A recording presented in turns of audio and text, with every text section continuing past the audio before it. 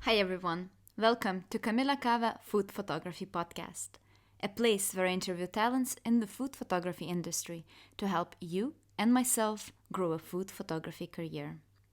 On today's episode, I talk with Joanie Simon, a commercial food photographer, stylist, and educator in the food photography based in Phoenix, Arizona.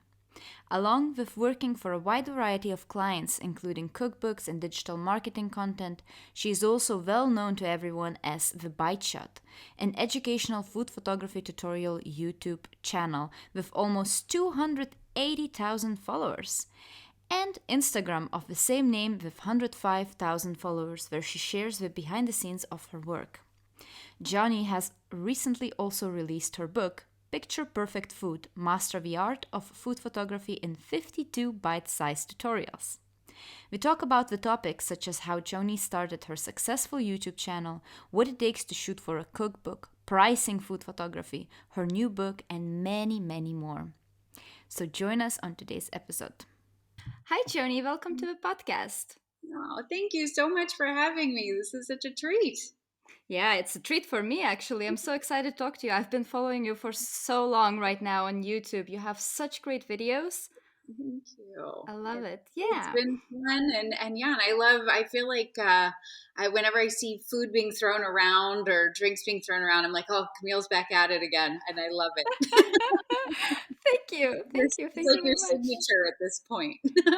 I know, like action food photography, that's me. Yeah. Nice. Awesome. So Johnny, for listeners that may not know you, could you introduce yourself? Yeah, so I'm Joanie Simon. I'm a commercial food photographer and a teacher, a food photography teacher, which was mostly started out of my YouTube channel, my Mm-hmm. Instagram account. Kind of has gone off into all sorts of other directions, but yeah, I love to teach and I love food and photography. So pretty much wherever I can combine the three of those things together, I'm the most happy. Awesome. How long have you been photographing food now? It's one of those things that it's hard to track like the exact like Yeah. moment that it all started. I bought my like I've been blogging off and on since 2007 in some sort of Mm-hmm. like food blog format, before food blogging really kind of I think came into being much more of a professional thing. It Yeah. was always just a hobby and fun.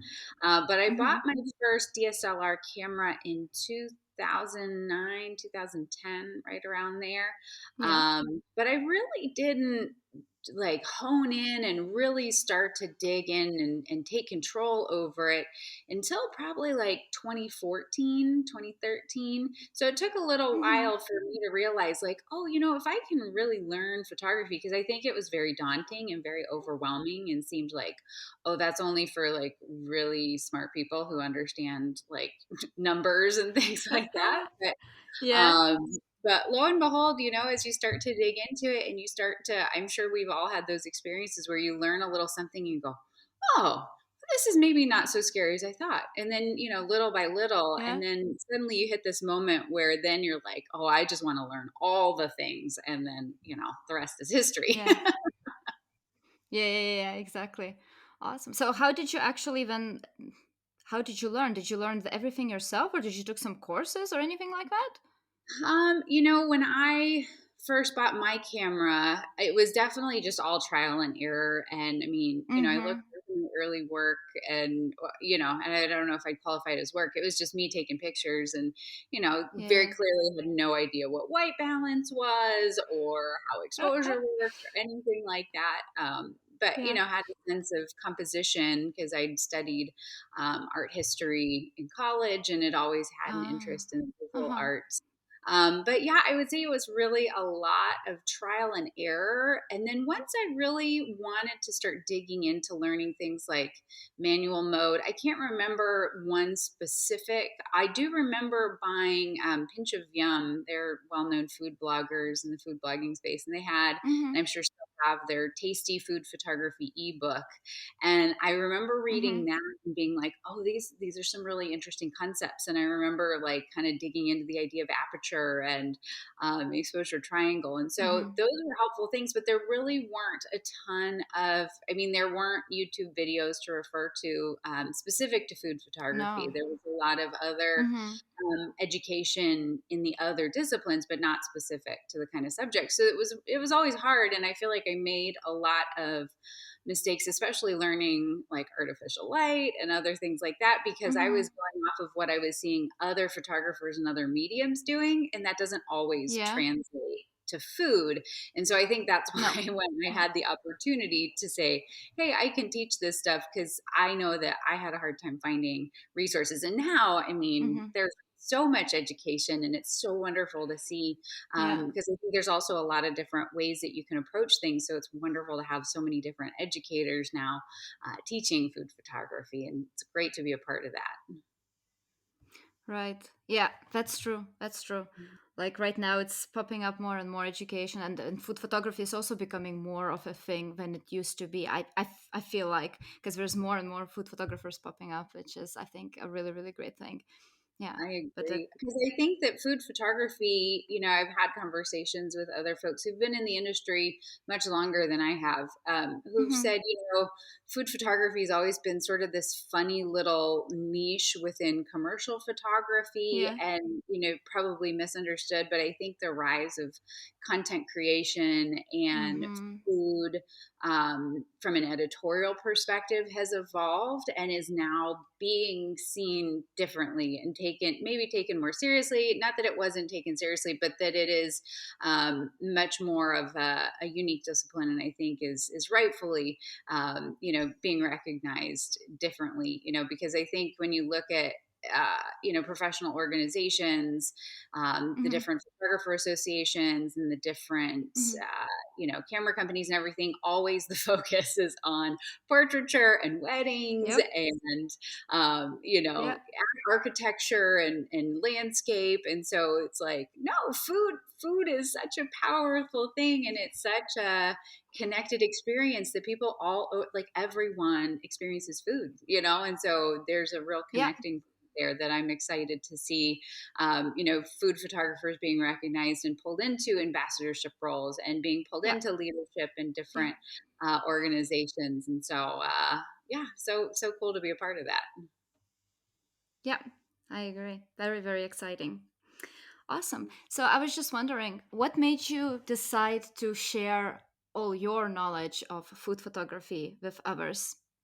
Yeah, so it was probably around 2014, and I had been I'd had a podcast all about local restaurants, and I was interviewing local Mhm. chefs and restaurateurs, people in the food industry here, to just help connect diners to great places to eat and the stories behind them. Mhm. And so in that process, I started taking a lot of pictures of food in the restaurants, and then I also started sharing my own recipes on my blog. And so local food bloggers who I'd gotten to know at different media events and just started to network with, started to say, hey, we really love your food photography. Seems like you've got this kind of figured out. We would Mhm. love you to teach us. And so I Uh-huh. started saying, okay, well, let's just have some little workshops. And so I put together, I don't know how many I Oh, held, this but is. a handful of workshops with like 6 people, and we'd get in there and play with the food. And what I realized, though, is that I got tired of teaching them sort of what I felt like were some of the more basic technical things, that I didn't want to continue to have to teach people aperture and ISO and shutter speed. Like, I felt like if Mhm. I can teach them that in some content before they come to the workshop, and they have those sort of Yeah. basics mastered, then when they come to the Oh, workshop, then we can have a lot more interesting. fun and do the creative stuff. Yeah. So I Uh-huh. created those YouTube videos so that I could share those with them before they got to the workshop, so that they would feel more prepared. Uh-huh. But lo and behold, I did that, and suddenly there were people on the internet who were like, "Oh, we Yeah. like the way you explain these things. And can you make a video about lighting? And can you make a video about working with diffusers? And can you make and so then I would say the first, and still most of the videos that I make are all based on what people request and are asking for. But Right. for sure, like that first year and a half, I did not have to come up with any ideas because there was just this continued audience that continued to build and ask for specific Yeah. content that they felt like they'd either not found, or they just liked the way that I taught things and found it helpful. So that was a really cool thing to be able to build the channel with an audience Yeah. in mind. Sick. So you Yeah. started and then you got content because people were asking you questions. That makes so much sense. You Yeah. build like when basically a channel for things that people want to know. Yeah, Yeah. because right now I think you have like 278,000 subscribers. Am I right? Yeah, it's a lot. It's a lot more people than Wow. I ever imagined. When I first started the channel, because I'd had another YouTube channel before that, sharing recipe videos, Yeah. and that channel, I worked so hard on it, but it just never seemed to click, and it never seemed to gain any traction. And so I just always remembered Uh huh. thinking, if I could get 10,000 subscribers on YouTube, like that would Yeah. be like I could die happy. That would just be the best thing ever. And so then it was like suddenly on this new YouTube channel, having worked for 2 years on this other channel and not seeing growth, Yeah. then suddenly to start this other channel about food photography and to see we hit that 10,000 subscriber mark fairly soon in the process, like within the first year. I was just like, my mind is Oh. blown. This is Uh huh. absolutely incredible. So I'd never imagined that there were that many people interested in food photography. Oh yeah. Yeah, But exactly. And you started what, 3 years ago, something like that, the channel, or was it longer time ago? yeah, so the Bite Shop will hit 4-year anniversary on September 1st. So just coming up on Oh, almost 4 years. amazing. Wow. Okay, so for the listeners that would love to start a YouTube channel, do you have Mhm. some tips? How did you grow so fast? Like, Yeah, I would love to say that I know the tricks and the algorithms, and I've taken classes and courses now since to see what it is that maybe I don't know about the platform. But I would say yeah. I've never really gotten into playing the algorithm or playing the game. I create the content that, first of all, I know that people have asked for, and so they're going to be excited for. Mm-hmm. Yeah. um, and then also content that I want to create, because I do get Mm-hmm. asked to create videos about stuff that maybe just isn't quite as interesting to me, or maybe isn't interesting to me right now. Mm-hmm. Ever since the beginning of the channel, I've gotten tons of questions about cell phone photography, and it's just not been a Yeah. topic I'm like personally lit up about. Although now within the last Uh-huh. year, I've started to see, oh, maybe this is something really fun to play with, but it needs to be content that I think both has a desire from the audience perspective as well as a desire for me personally, because creating YouTube videos is a lot of work. It takes a lot of Yep. time, and to do that consistently over and over and over again, like you've got to be excited to do it. Yeah. um, but I would say, in terms of that growth, it's really about finding something that you can either it's I kind of boil YouTube channels down into two categories, especially in the food realm. When I think about food YouTube channels, and I think it's a good Mm-hmm. discipline to just even think about, what are the YouTube channels that you follow and why do you follow them? But to me, in the food space, it just always boils down to kind of two different perspectives of either it's content that's super entertaining, right? So somebody with Mm-hmm.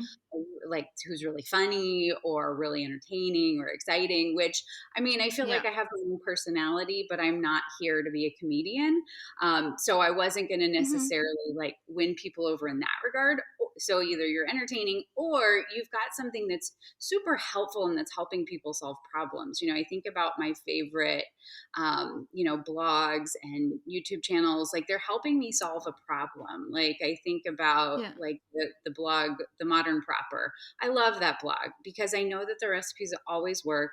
The recipes are all super Mm-hmm. easy but impressive, and they're delicious, and so that solves that problem. And I think that like my YouTube channel, the difference between the cooking content that I was doing is I was just another chick on the Cook internet blogger. cooking Yeah. food, but it wasn't really either entertaining or especially helpful. So when I created Right. the Book Shot, then I've got content that is uniquely valuable that people aren't able to maybe find elsewhere, or I do think that there is something in the way that I teach that's unique and helps Mm-hmm. connect with people, that breaks down complicated things. So it's uniquely valuable in that sense. So I think that if you have one of those two things as you approach a YouTube channel, either something super valuable or something super entertaining, that you'll see that growth happen. So I don't worry about keywords. I do really put a lot of thought into and continue to work hard at thinking about my thumbnail photos and the Uh-huh. title of the video, not necessarily from a keyword Mm-hmm. perspective, because from a YouTube perspective, it's not like a Google search. It's not like the majority of my traffic, not much of it, maybe less than 5% comes from search. Like if somebody searches food photography, Oh I'm yeah. bound to pop Uh-huh. up in that search, but most of it Mm-hmm. is based on somebody watching another piece of content, and then I'm either in the sidebar or the recommended video Uh-huh. afterward. Uh-huh. And so, in order to catch the traffic coming in from either that referral sideboard or after the video plays, it's all about having a thumbnail that kind of pops out and helps you understand without even reading the title. Would somebody know what that video is about, or would it like connect with them? And I always too, I mean, Lauren Karras and I kind of laugh about this because she YouTubes as well and teaches food photography, and we Yeah. always laugh, like when we both started. And I think we do less and less of this because it doesn't necessarily always feel authentic to us, but like all the like surprised Yeah. faces and like those crazy thumbnails. But Yeah. there's a Uh-huh. reason that people do that, is because visually, when you're scanning YouTube thumbnails, you look for people's faces and we Uh-huh. connect with other people's eyes. And so by having like these Uh-huh. crazy faces on a YouTube thumbnail, it's more apt to get clicked on as opposed to maybe a beautiful picture. But I think that there's different things that you can do, but also understanding those thumbnails are teeny tiny. So I always do like a little mental test for myself as I put a thumbnail in there, and I look at it when it's really small and see, can I tell what that Mm-hmm. is? Like if I was just browsing, would I be able Uh-huh. to know what that video is about without clicking on it, without seeing the description? Would I be intrigued to click on it? So I do think that that is something that I put a good deal of thought into it. Like I'm thinking about the thumbnail as I'm creating the plan for setting out the video. And I will sometimes even create the thumbnail prior to creating the video itself. Mm-hmm. Because I think that that intention, as opposed to just kind of like a little placeholder, because that's what helps sell the video. That makes sense. I'm also thinking that it's actually a good tip for TikTok videos as well. When you put a TikTok video, you have to choose thumbnail, and the thumbnail with a face and maybe surprise. I bet that works too. So that's an interesting one. Yeah, that makes so much Exactly. sense. Those little movements and that little like getting it at just the right spot, Yeah, you're yeah, yeah, like, yeah, yeah. oh, there's thought that goes into that. So Yeah, but it's then the like, other part of the equation being that once they do click on it, that it's content that they're continuing to watch. that is Sort so of a interesting. Uh-huh. good baseline, because you can see in your YouTube analytics as far as how long people are generally watching the video, and it Yeah. will show you, if there's a spot where a lot of people are dropping off. And so that Uh-huh. tells you, like, what did I do in that moment that's causing people to navigate away? Mm-hmm. Did I say something that indicated to them that the video was over? Uh-huh. And I don't get too keyed up on that, because I, at the end of the day, believe the people who want to watch my content will watch my content. I don't need to play too many games in order to Mm-hmm. like manipulate the audience. I'm like, if they stay, great. If they don't, great. Because I do also come back to, there's something super powerful about word of mouth, and that the people Uh-huh. that find you because somebody else, that you help somebody in their food photography, and now they're going to go tell their friends. That, to me, that's much more powerful for long-term sustainability Yeah. versus hoping the YouTube algorithm, is kind to you. Yeah, that makes sense. That makes sense. And do you think then the quality of the video is important, or content is everything and the thumbnail and good intro? Yeah, it's so funny because People have said I have great quality videos, and I would say, they Mm-hmm. could be more produced, right? I've always thought I don't want quality, right? Because I think quality means different things, but like in Uh-huh. terms of production value, I Yeah. never want production value to prevent me from creating a video. Okay. Because sometimes I get these like big ideas about like, oh, I could do the video this way, and then all this B-roll, and then all this, and then like I get to this point though where then I get overwhelmed thinking about, okay, I mean, they already take a lot of time to put together, but just thinking Mm-hmm. about like, oh, that's going to be even more complicated, and so then you start to like find yourself not doing the video at all. So Mm-hmm. I do think that audio is an important thing, and that's something I've Mm-hmm. always been mindful of. But I never want to. I always prioritize the quality of the information being delivered, and that the production value is good enough. But I Mm-hmm. do think that there's something too that's a little bit more relatable, and especially I think depends on the audience. To me, my approach is always like, I show my behind the scenes, I show the hot mess, I show the janky setups. I've improved my gear over the years, but I do think that there is a certain amount of when people see the content who are like me, right? So other people like Mm-hmm. me who don't necessarily feel like they're super technical people, who don't Mm-hmm. feel like that they necessarily came into photography in the traditional sense, right? They didn't go to Mm-hmm. school for this, and you kind of get a lot of that imposter syndrome, right? So I feel like by me just showing up as me and not overproducing things, that it kind of gives permission to the audience, like, yeah, it's totally okay. You can build a great, successful career or create beautiful images or, do things that make you happy. And it doesn't Mm-hmm. have to be this like shiny, perfect with all these really fancy. I mean, my gear again continues to expand, for better, for worse. But I want people to know, like, you don't need all of that. This is just you coming in and No. hanging out with me. So yeah, the quality of the content over the production value every time for me. Good. Awesome. Mm, And now to dive a bit more into details of creating YouTube video, like yeah. I'm pretty sure that you probably have it, but what gear do you use to, let's say, do you use one or two cameras when you produce it? And what about the sound? You mentioned that audio is very important. Do you have some Mhm. sort of microphone all the time, like chipped somewhere? Or Yeah, yeah. So, the audio, well, so as far as from a video perspective, most times, I mean, it's kind of changed and evolved over time, but mm-hmm. for the most part, any of the talking head stuff where I'm just talking straight to the camera is shot on a Canon 5D Mark IV. That's just been Mm-hmm. my workhorse for years, and great, great camera. But I mean, you could do this with really any DSLR. It doesn't need to be that camera. That's just what I have and what I use. Yeah. And then a really nice large soft light source. Mm-hmm. So that again has kind of changed with the various lights that I've had. But the I use the Aperture 300D, which is a popular YouTuber light, super bright LED light Uh-huh. with a large round softbox. So that's the Uh-huh. setup for that. But in terms of and then I for the Great. B roll, as of late, I've just been Yeah. probably for the last year, I just shoot it with my cell phone because the cell Oh phones have yeah? the great visualization in them, and Uh-huh. I'm like, I bought gimbals and I did all these things, and I'm like, Yeah. why are we making this more complicated? The cell phone does a great job, and Uh-huh. now too, like the cell phone that I have actually even shoots in 60 frames per second, so I can do like slow mo footage, and I'm like, Oh this is yeah. so much easier. Shoot it on my phone, airdrop it to myself, pop it into the folder, and away I go. So because I'm also not necessarily, I mean, I think I could definitely up the B-roll game and make it more cinematic and more flashy, but again, I always Yeah. try to make things, I'm always focused on making it instructive, while also Mm-hmm. keeping people's attention. So I'm like, cell phone gets the job done, then we're good. And then in terms of audio, I've got a wireless lavalier system. So there's different ways that you can Yeah. kind of rig that up. For a lot of time, I had a Zoom recorder.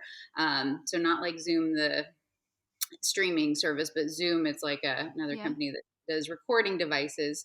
And then you Uh-huh. just, because the wireless receiver into that, and then I just wear my little lav mic, which is pinned to my shirt, and that records it, and then you're able to combine the audio that's recorded, which is Mm-hmm. quality audio, then with what's coming out of the camera, and do that all in Adobe Premiere, and that syncs it up there. But I have Mm-hmm. transitioned to being able to just plug that lavalier, that wireless receiver, that the receiver for the wireless lavalier, plugging that into an external video recorder that I used for recording the video. Mm-hmm. So kind of complicated reason that that's come about, but yeah, there's ultimately, I think that I did spend a bit more money on that lav mic. I want to say the setup was probably around $600, but I bought that Mm-hmm. in 2015, and I've never had any issues with it, and it still works great, and it's great quality Mm-hmm. audio. So, considering how many videos I've made since 2015, I would say that that microphone has more than paid for itself. Yeah, that's a good investment then for sure. Yeah. Hmm. Yeah, Awesome. Well, thank you for sharing all these details. I think that's going to be very interesting for people to hear. Yeah. absolutely. Yeah, I've got those So all linked. now to dive I've in. got. Yeah. Oh, go ahead. No, you? Oh, yeah. So I've What got did a you wanted gear to say? page. So just if you go to thebiteshot.com, I've got a gear Yeah. page, and it's linked all of Yeah. the gear, and kind of explains how it's all hooked up and connected. So that should hopefully help folks too if they want to go find that specifically. Oh, yeah. Yeah, that's useful. I'm going to include that in the podcast notes when the link Awesome. to the gear list. That's really good. Yeah. Awesome. Good, awesome. So again, thanks you for sharing about this. So now another thing I wanted to ask about you, if you still, because you have this big educational platform, of course, but do you still work with the clients at the same time Yeah, as a I photography clients? I mean, right, right. So less and less, because it yeah. really is hard to balance both. Uh Certainly, I huh. do, and I still have clients, and I still take projects. I am very choosy about the projects that I take; that they really need to be the right Mm-hmm. fit. So the prices go higher and the selectivity goes higher. Or if it's passion projects that I'm especially excited about, or when I Mm-hmm. find opportunities that maybe it's shooting for a client, but it's also something that can turn into content for me. So Oh the yeah. clients I do work with, that's usually a conversation of like, hey, is it okay if I'm shooting behind the scenes and filming? And Mm-hmm. there's an upcoming virtual summit for food photography. And so the demonstration that I've got in that summit came from a photo shoot that I recently did for a client for their Oh Amazon wow. page. And so definitely there's still client work going on, but obviously not as much as if I was just solely working for clients, because being able to kind of balance the two things. Oh wow. Yeah, that makes sense. So now you're in that position where you can choose which assignments to do, and that sounds amazing, I think. It is. It's So really it's nice. pretty fortunate, and it's yeah, it's nice to be in that position, and it's nice too Yeah, for now sure. having connected with the larger community, that there are a lot of leads and there's a lot of work out there, and so it's nice Uh-huh. to be able to refer those to friends and students and other folks like that. So That's yeah, super so nice. I feel like the Yeah. demand for food photography just continues to increase. That more and more companies need more and more content more frequently, and so there's so much work out there. Mm-hmm. Yeah, for sure.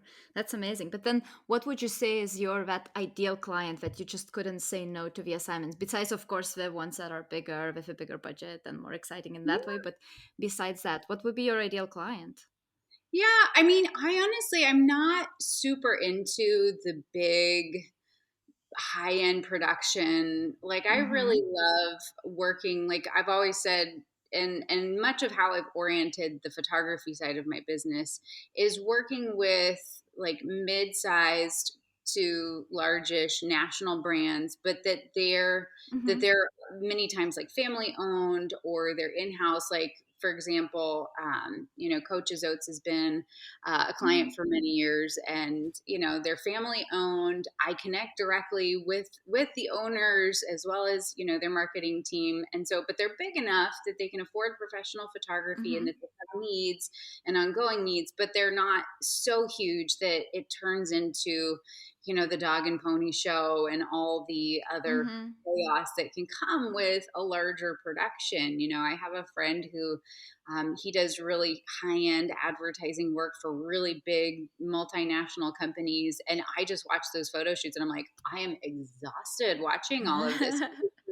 So many people and so many moving parts Uh-huh. and so much so complicated, and so Mm-hmm. that's great, and he thrives in that environment, and as much as like it also stresses him out, but he really loves that, whereas I don't so much. I really like to connect with the clients and have those ongoing Mm-hmm. relationships, and I've had the chance to do a couple cookbooks in the last couple years, and those have Mm-hmm. been really fun creative projects. So I think that Mm-hmm. too, when there's something unique about the project that's going to express my creativity maybe differently, or a Mm-hmm. unique challenge or a way I can grow, those are really fun to take. But Mm-hmm. yeah, to me it's much more so about the people that I'm working with, Mm-hmm. as opposed to necessarily like what it is that we're creating. Um, Mm-hmm. so, I mean, I was thinking about this the other day. I had a really fun shoot with this past year, was with a hotel brand. And I would say, we were Yeah. doing like prepackaged foods, and the food itself wasn't like especially beautiful, required quite a bit Yeah. of retouching. But I was working with people who were so incredibly enjoyable, and we had so much fun collaborating and putting ideas together and working through the challenges of shooting frozen food and shooting things that aren't necessarily as traditionally beautiful in the food realm. Mm-hmm. So those kind of opportunities, to me, it's much more driven by the people I get to work with. Makes sense. Yeah. The team you work with. I was wondering because you mentioned that you shot for the recipe book as well.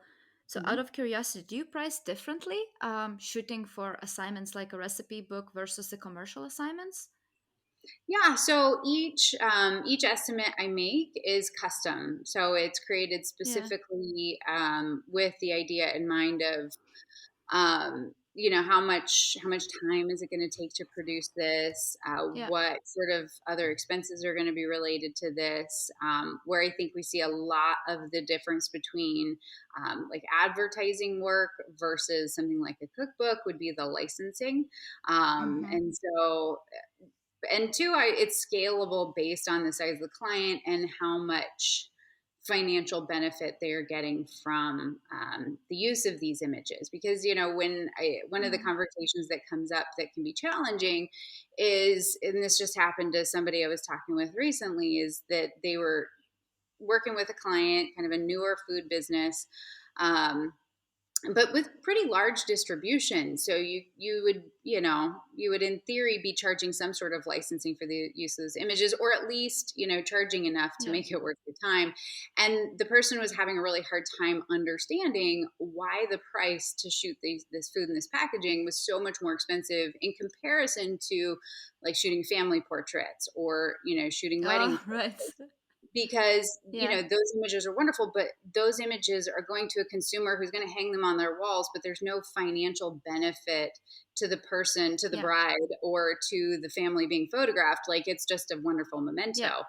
Whereas a business is making money off the use of those images, and so is a commercial photographer, even if it's a cookbook, that there's the pricing for that is commensurate with what they're going to make off of that. But I Yeah. do too. I think that there's other, when you consider kind of the whole of an estimate, is thinking through, okay, yes, there's financial compensation, but there are also situations where I'll take a job, maybe where their budget can't necessarily fully afford what it is that I would traditionally charge for this, but maybe there are other Mm-hmm. added incentives or benefits to me, more than just exposure, because I don't nobody needs exposure. We've all got plenty of exposure, but maybe it's that this is Yeah. specifically work that you've never done before, and so this would be a really great Mm-hmm. addition to your portfolio, or this is the Mm-hmm. chance to get to work with somebody who you've not worked with that's well connected and may be able to connect you to others. Or it's just something that you're super lit up about and you're like, yeah, let's make this work. So yeah, Mm-hmm. the pricing definitely scales based on the size of the client, the scope of the project, how much time it's going to take. But I would also say, a cookbook in comparison to an advertising shoot, a cookbook is a massive undertaking in terms Yeah. of just the people to produce it, the amount of time to produce it, Yep. the production. It's massive. And so, when we talk about shooting a cookbook for $30,000, that's not out of the realm of possibility. Like that's fairly normal because of just purely how much time it takes to produce that many images. Yeah. With depending on how many people we got to hire and how much other infrastructure and how much time it's Yeah. going to take. So yeah. Yeah, that's okay. You answered my question very well. Thank you very much. Because Yeah. I had the reach out for recipe book, and I calculated they needed like 100 pictures, so that was very hard for me, compare this and this, and then the price was of course high up because how much work is involved in something like that. But then the budgets for making them, or at least this one, was extremely low. So it's just something that didn't align. So I wonder if that's something that you ended up with as well. Oh yeah, Um, and I would yeah. say I was talking to Andrew Scrivani about this recently about cookbooks in specific. Is Mm-hmm. that every single cookbook? I think Uh-huh. both of us, not everyone, but a lot of them, they will come at you with, okay, we want to shoot 100 images, and like they all, and Yeah. it's like, okay, you know how much 100 images is, and together a $50,000 budget, and they go, Yeah. oh, and so it's also Yeah. good to ask what's the budget ahead of time. But inevitably, Yeah. anything that starts out at 100 never ends at 100 because I say, okay, well, Right. okay, if you can't afford 100, where Uh-huh.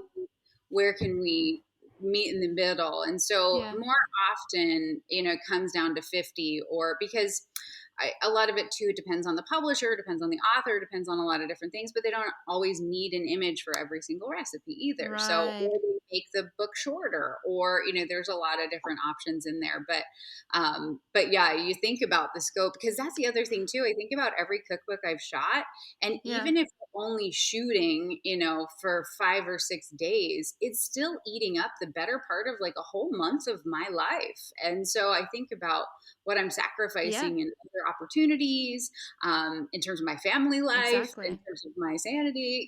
Like it's a big project Yeah. and Yeah. needs to be compensated, and the expenses that go along with that.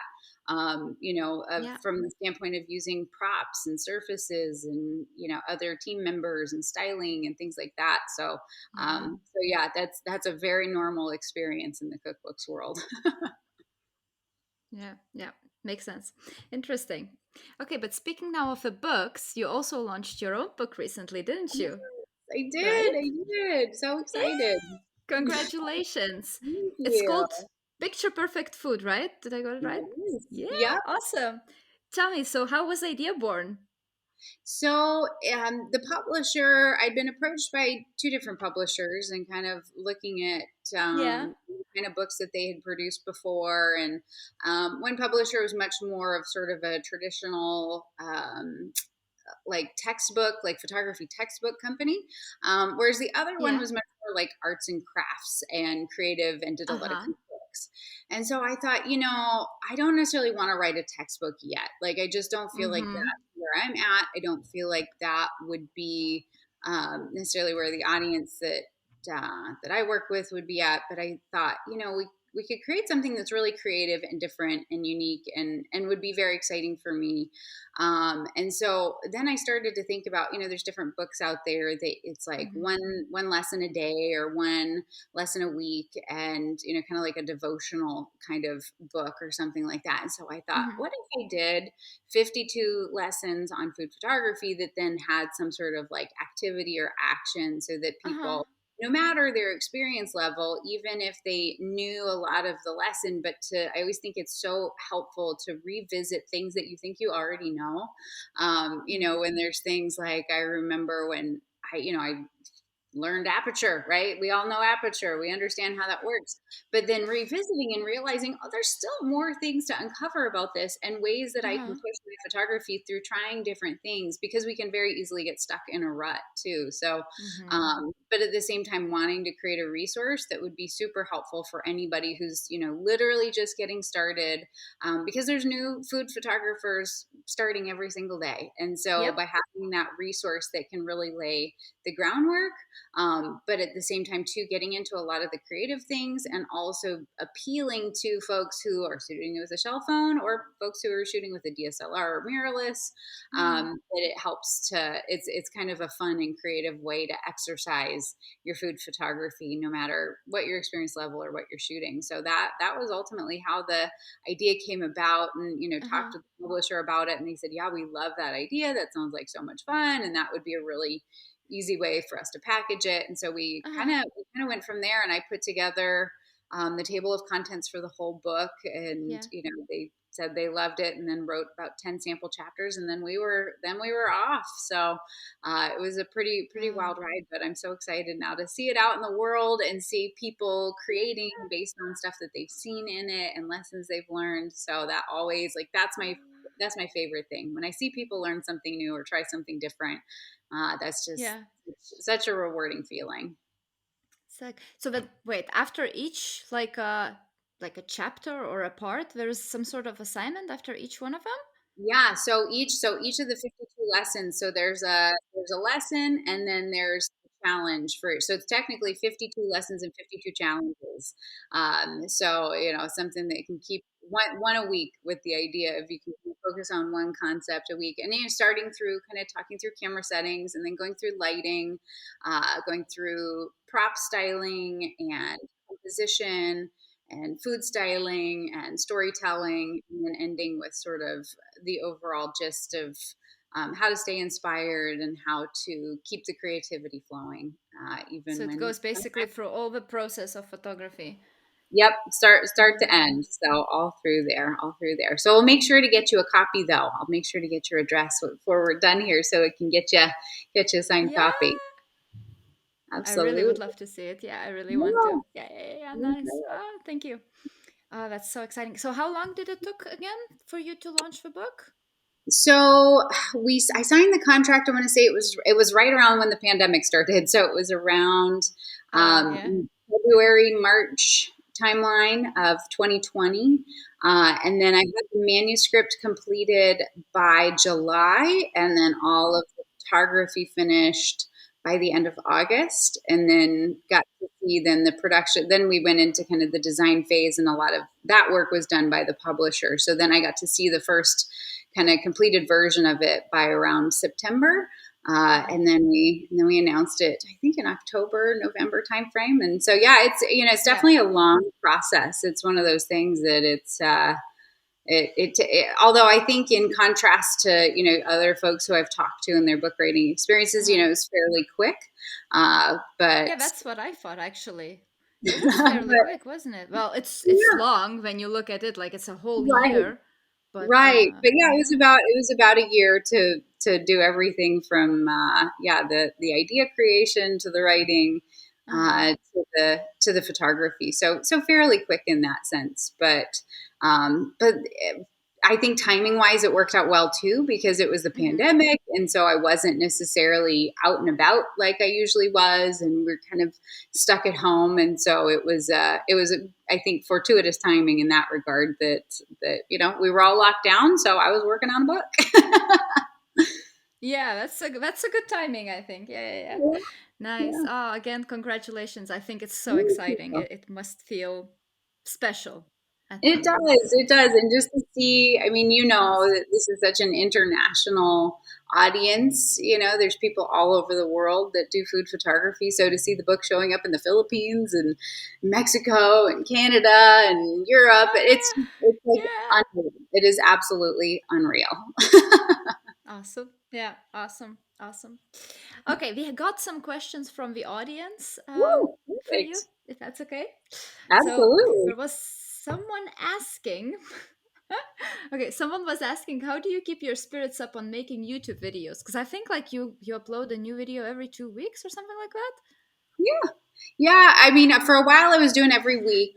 And then I was like, that's a lot. And sometimes I do, like if I've got a lot of ideas and I'm excited and, Yeah. I never try to push it. But, I think that I just am so grateful for for the people that are excited to watch this content. And Yeah. again, it always comes back to knowing that this is something that people want, and that I'm excited to make. And so, it's this funny thing though of every video I ever make, it's gotten easier over time, but I'm always Uh-huh. very nervous to publish the videos because, right, it's very vulnerable to put your content out onto the internet and go, Uh-huh. "Ooh, what are people going to think?" But it's gotten easier and easier over time. But Uh-huh. I think that it's something I've prioritized. It's something that's important to me, and I just always think about. I mean, I've met so many people through this YouTube adventure, and people like you, and Mhm. all the friends that we have on the internet. And so I just always think, oh, I'm so excited because they really wanted to know how to do this. I did one Yeah. shooting with a cucaloris recently with the false windows, and there were like very Mhm. specific people who had asked for that video, who I know what they do and I know their lives and their work, and I follow them on Instagram. And so I was excited to make that video. So like, here it is. Yeah. This is how I do it. And they're like, yes. So I think that it's that connection to the audience, and Mhm. just being I'm thankful, that people think it's interesting or exciting or that it's helping them.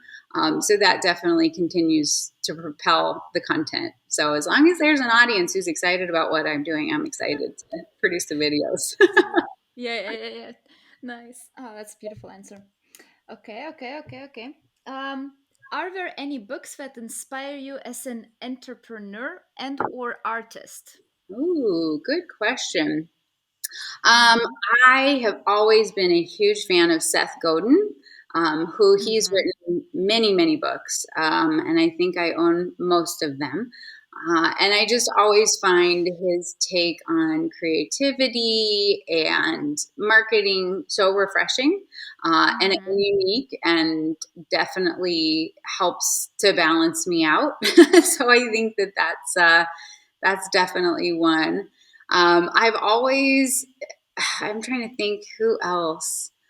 You know, business wise, I definitely watch my fair share of Gary V videos to get pumped up, but I Yeah, have to yeah, be yeah. careful watching his content because I definitely can Uh-huh. also get into that. And I know that he's, preaching against it, but I still get into that like Uh-huh.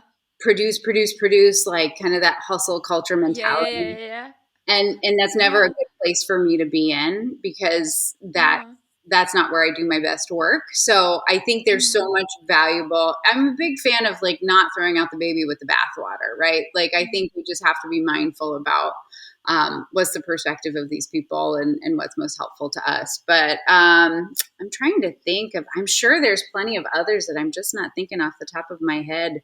Um, before I was a food photographer, I was in sales, and so Uh-huh. there's a book by David Sandler, and it's the Sandler sales method, which was the method I was taught in learning sales, and it Mm-hmm. kind of comes down to a lot of really good quality listening, asking great questions of the people that you're working with, your prospective clients, Mm-hmm. and kind of connects to my background, where I did study in graduate school. I studied counseling, and so it taps into how Okay. counseling and selling are very similar in that way, to really understand people's needs Uh-huh. and really actively listen and things like that. So I'm trying to remember the name of the book. It's You Can't Teach a Kid to Ride a Bike at a Seminar.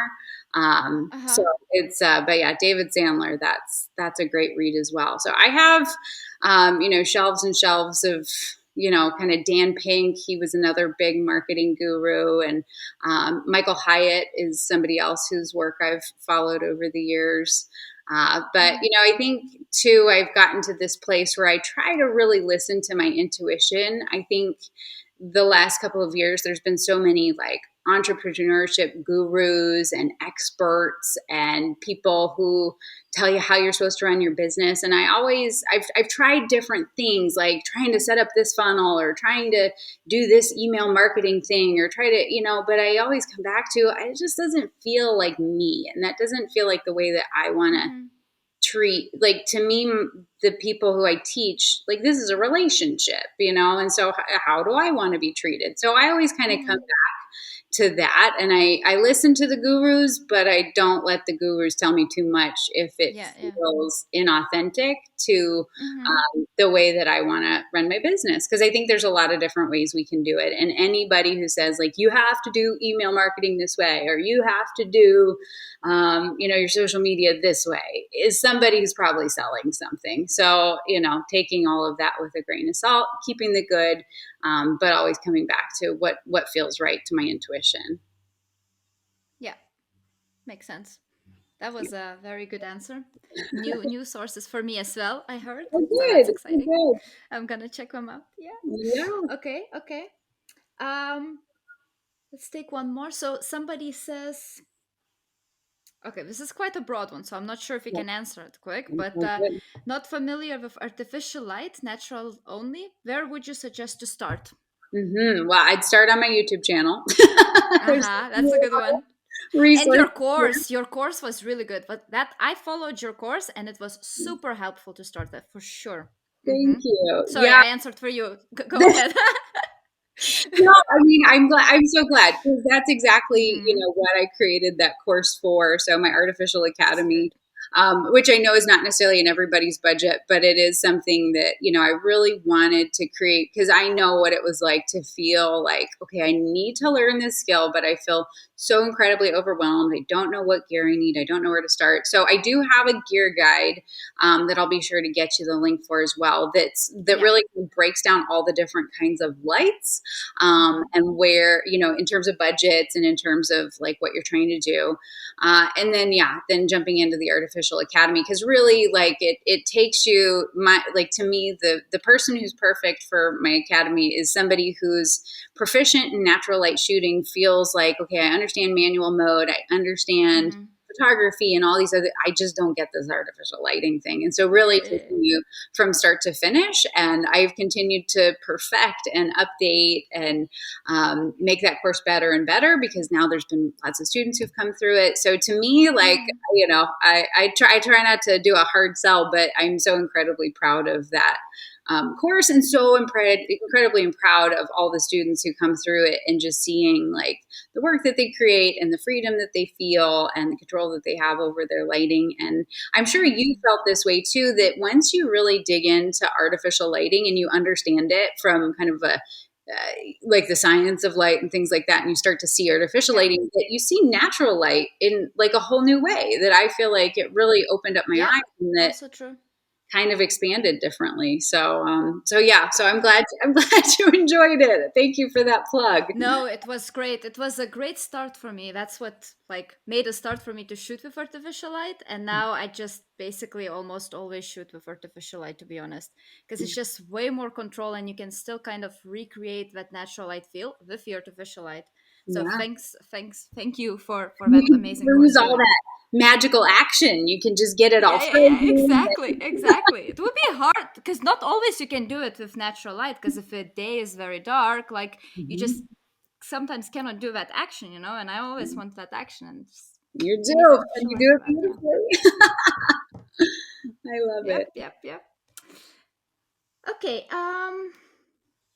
good. So I think these are good audience questions. Now we're gonna move to the closing questions. So I have a couple of closing questions for you.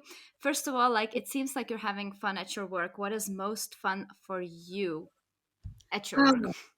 That's a good question. I've been thinking a lot about that, because I feel like, I've been doing this for almost 4 years now, in terms of the teaching side of things. And I feel like, okay, where is this going? What's sort of the next step? And I keep coming back too. I love it when I see people, master something that they haven't known before. But I also really love the community connection, the ability to connect in smaller groups. And so trying to think of ways that I can infuse that more into the educational offerings that I have. Because I Mm-hmm. think that so much of how I've been able to grow is through those relationships and through knowing other photographers who are, at my same place in my journey, or people who are further ahead, and being able to connect in a community. So that is definitely something that makes me super happy. And two, I just really love, I mean, this is like so nerdy, but I really love to design curriculum. Like, I really like to say, okay, Uh-huh. we're going to teach this thing. Like, what is the most efficient and effective way to do that? And what is going to really engage people? Like, it's so, like, I Uh-huh. feel so happy when I'm just sitting there with, a notepad and writing out Uh-huh. the outline for a workshop or for a course or something like that. So trying to, take opportunities to do more things like that. But then also, just cooking food and taking pictures of it. Like, that just never gets old for me. And I, just this past week Uh-huh. I spent some time just doing some food photos for my food blog, because I'm like, I still have that. I don't really make any money off it, but it is like so much fun for me. Still And it's there. Uh-huh. something that I enjoy, and it taps into kind of that free creative play that, there's not like some big pressure on this, or it doesn't have to be perfect, but it's just fun. And so yeah, I think that any opportunity that I have to do that is really, really good as well. Awesome. Yeah, it's important to have fun when you do your job. That's why like portfolio shoots are also, I think, so important, and those moments of cooking something and shooting something for yourself as well, Mhm. not for client, let's say, is important part of it. Absolutely. The more that's Yeah. like such an important thing to work into your schedule, because I think we can get Mm-hmm. so Yeah. wrapped up in all the things we have to do, and so prioritizing those things that make you happy. Yes. Yep. Very, very important. Okay, awesome. Do you have, because you already mentioned recommended books for the, entrepreneurial side of the business, but for the, let's say, to learn food photography, what would be your recommended books or influencers or Yeah. Oh, there's other so YouTube many channels or something? amazing teachers out there. I mean, I collaborate a lot with my friend Rachel from Two Love Studio. She has an Mm-hmm. incredible course on it. People say, "Oh, you create a Lightroom course." I'm like, "No, Rachel has created it, and it's wonderful. Everybody should take that." And the same with Yeah. her Photoshop course. It's incredible and Uh-huh. it's a wonderful resource. She really enjoys retouching, and so and she Mm-hmm. really enjoys the post process, and so it's really fun to get to collaborate with her. And Lauren Karras from That Sage and Food Photography Academy, Mm-hmm. Christina Peters from Food Photography Club, and Scott Giucino, who he's at Tin Mm-hmm. House Studios. And I think that we all kind of come with different perspectives and different experiences and different Mm-hmm. ways of teaching. So it's really neat to do that. And Skylar from We Eat Together is incredible. Oh His yeah. YouTube Mm-hmm. channel, like he was, I think, there before any of the rest of us, and so he's been doing it a long, long time. Has some great resources and courses. But I would say, like, the book that had the biggest impact on my learning when the thing that really kind of opened my eyes up in a lot of ways to food photography, and it's not a food photography book, but it's Light, Science, and Magic. And it is Mm-hmm. a thick textbook, and it is, most people who are not into photography would find it horribly boring. I found it riveting Uh-huh. and fascinating and just like Uh-huh. mind blowing.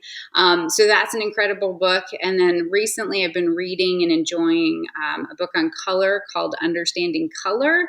And it's Oh specifically yeah. attacking color from the perspective of a designer.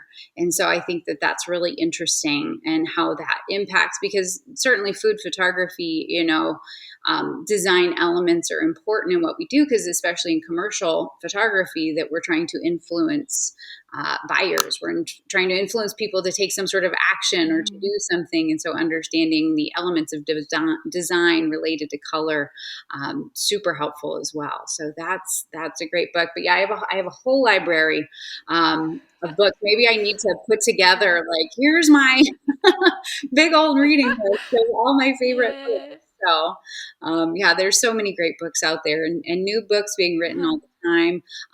B. Lubis, her book, How to Photograph Food, is incredible. And then Kimberly from the Little Plantation, who you had on recently, her creative food photography book.